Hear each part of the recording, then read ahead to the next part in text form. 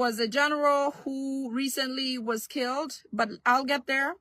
There's a plan by Museveni to prepare a transition for his son, Muhoozi to take. Breaking news, yaliko judge mu Uganda havuddeyo aleese bwino yina owa President Museveni wamu ne mutabani we nkugambe video eno egenda kuba mpanvu ate nga erina bingi nnyo ebikwatagana ku byobufuzi bwa Uganda. Njagala osooka owulirize gwe munankyukakyuka nawe atali munankyukakyuka sembere wano video gituweereka like oba omaze subscribing wegatte ku mukutu gwaffe guno n'omukyala golaba ku screen yo nkugambye ayabiza ebyama byonna ebiri mu State House. Era video eno njagala ogiwulirize with caution ongambi byaddala plan yaabwe enaasobola okubeera nga eyita mujjukire bulungi mu maaso His Excellency Robert Kyagulanyi emirambo mu nyumba ye byonna Fred Lumbu yasobodde okubeera nga abifuna. Video njagala tugiwa obudde naddala gwe munankyukakyuka sooka owulirize. About the UPDF now, there's a lot to say about the UPDF. As you have seen, there has been a lot of killings. There was a general who recently was killed, but I'll get there. There's a plan by Museveni to prepare a transition for his son, Muhoozi to take over the next government. In that, he wants his son to have fortification. By fortification, I mean he wants his son to have soldiers who respect him. And now that he knows that Ugandans have an affection for His Excellency Kyagulanyi Ssentamu, Museveni is now trying to erase or get all Ugandan military to disappear. To disappear meaning to kill them. Some of them you have seen already. Deo Sunday was killed right at the Tare Sita event.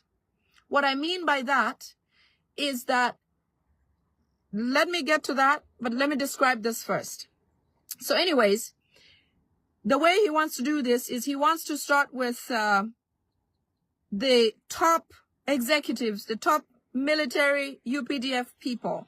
These are people who usually are the original soldiers who he came to power with. They are usually numbered from, they usually have three numbers, you know, 001 or 002 or 003. And also sometimes they are labeled 004. So for example, the people who are resistance officers or ROs are usually 0, 0 something. There are three numbers. And those who are RAs are 4-digit numbers. The three numbers are his people usually, including him. Museveni is 001. Okay? And then he places the rest. So RA are 00 with 4 numbers. Okay? So it could be 0001, whatever the case might be. 4 figures. People like Kahinda Otafire. Otafire is 0014. These are the older people who ushered him in, who came with him at the time that he was coming to take over Uganda. They did the Luwero War. They were fooled. You know, they thought they were fighting for the real deal. They thought that Museveni, they didn't know that Museveni was behind Obote's with, Obote's documented atrocities. They didn't know that, that they were fighting for Rwandi's occupation, even if they're indigenous Ugandans. Like Otafire is a Muganda. No, he's not a Muganda. He's Otafire. He's from the Western Uganda somewhere. Otafire is Western Uganda.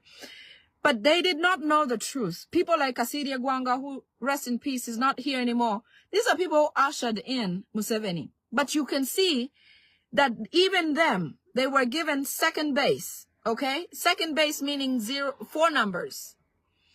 The ones who had 3 numbers, are top cream, including Museveni and his friends and his best friends and his...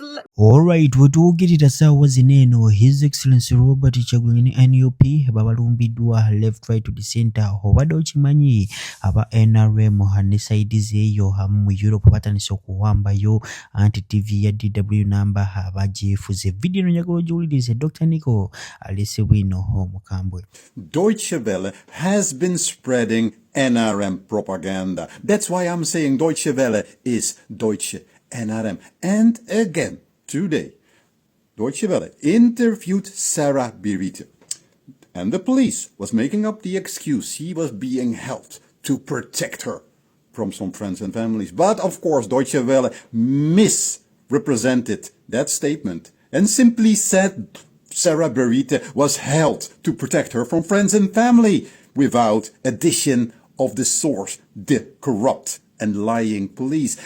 Guys, I want you to write to Deutsche Welle. They have to fire Frank Giga as soon as possible. This is no longer journalism. This is pure NRM propaganda.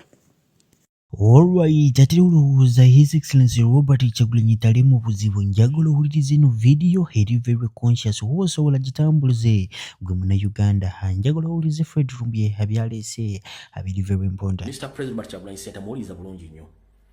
Ntegeezeddwako nkutegeeze okuva mu reliable sources nti abasajja bano bagenda kuddira ba comrade abaabula oba abaawambibwa wa gavumenti yennyini. Emirambo gyabwe bagiggyeyo gye giri, abo abatannafa naye nga bali mu mbeera mbi babaleete babatte ne babaziike mu ttaka lyo, babaziike mu ttaka lyo, emirambo egyo bagiteekeyo. Amannya bampaddeko ogwo omuli bayinza okuleeta Kibalama, bo bayinza okuleeta Damulira Owakisekka n'abalala abamanyikiddwa ba prominent political prisoners. Emirambo gyabwe ne bamala obbatta ne bagiziika awo. Era ne baseeteezawo bulungi nnyo n'enkuba n'emala okutonnya buli kimu ne kibanga ne bakuumiddewo. Then oluvannyuma bwamala okugibiteeka bulungi nnyo n'embeera eterere bulungi nnyo nga bagyagala, then oluvannyuma bo batandika okujja okukola kye tuyita search. Bamala okukola search bazula emirabo bagende mumanyi nti bulijjo tubagamba nti Kyagulanyi asacrificinga ba foot soldiers. Alright, as we speak right now, Anita Monge, who is the current speaker of the Ugandan Parliament, kugambye Bannayuganda have a chance bagambe tajja sobola okubeera speaker wa Uganda. Njagala sooka owulirize abyonna mbikuletedde mu maaso awo otuwulire ebirowoozo byo. Olowooza she has been one of the best or she should quit beddala omulimu gw'omulemi. Sooka owulirize.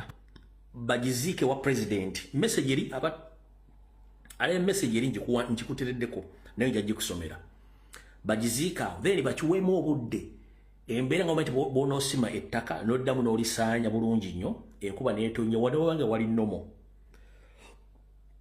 Nabano kye babala kati babala nti bazike emirambo gyabo kati bave bagambe twabagamba Kyagulanyi abadde nga sacrificinga abantu bannabyabufuzi abatambula naye ne bafuutu soja, era tuzudde emirambo ABCD mu ttaka lyonna ne makaage.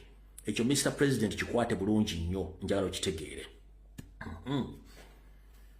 Bwe bamala awo ng'amaze okuzika emirambo egyo n'okutta abantu abo bajja kutegeeza ensi nti tuzudde emirambo mu maka ga Kyagulanyi ey'omuntu ABCD nga bayina DNA eziraga nti omuntu y'oyo gwe boogerako, bayina postmortem n'ennaku ze basuubiza nti yabaziikawo babiteeke ku President National Platform. Ekyo ky'olwedde babadde bakikoze dda, Damulira akirimu ne Muhoozi Kanyarugaba n'abantu abalala. Ekyo mukitegedde bulungi naawe.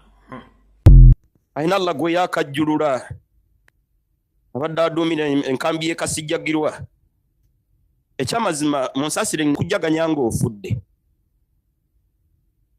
Kyakwegendereza nnyo empangalayo n'enneeyisaayo tekemanga abantu okujjaganya ng'ofudde. Otherwise Nabbi w'ekitiibwa Muhammadin sallallahu alaihi wasallam agamba nti abafu balimu emiteeko ebiri, mulimu mustarihun, mulimu agenda okufa awummule, ne mbamu ne mustarahun agenda okufa ensi emuwummule. Bino yali alabula nze naawe kuba n'abafu babiri ogenda kubeera aluwa. Enneeyisaayo naddala ng'ekulembeddwamu okukkiririza mu yakutonda n'ebikolwa ebirambika obukkiriza yegenda okufiirako ensonga okubeera awummudde era nenneeyisaayo n'obugayaavu mu kukkiririza mu Katonda egenda kukuviirako ensi okuwummula.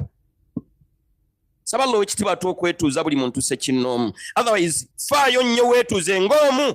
Ani akutonze? Lwaki akutonze? Ye aya eri kanjikuddiremu mmalirize nayo. Ya ayuha nnaasu wange we nnaayitibwa omuntu ubudu rabbakum, tewatondwa kunoonya ssente kuba obulamu ekyamazima kye bwetaaga ennyo ekisookerwako si ssente. Ensigo z'okukola zesere mmeka z'osaasaanya z'onoonya? Omutima gwo kubanga gukuba bulungi